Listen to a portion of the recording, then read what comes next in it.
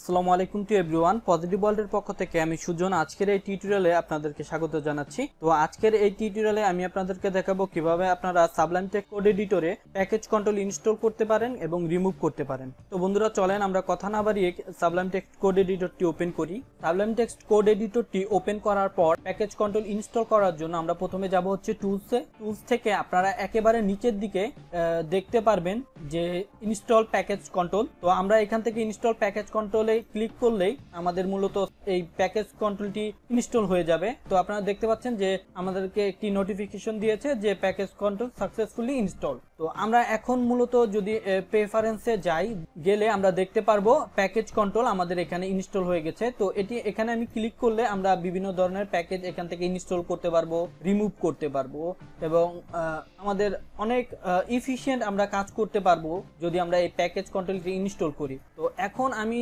আপনাদেরকে দেখাবো কিভাবে আপনারা এই প্যাকেজ কন্ট্রোল আবার রিমুভ করতে পারেন। দেখেন যে এখানে প্যাকেজ কন্ট্রোল আছে। তো এই প্যাকেজ কন্ট্রোলটি আবার আমরা রিমুভ করব কিভাবে। রিমুভ করার জন্য আমরা প্রেফারেন্স থেকে প্যাকেজ কন্ট্রোলে যাব। এখান থেকে আমরা লিখব REMOV রিমুভ প্যাকেজ।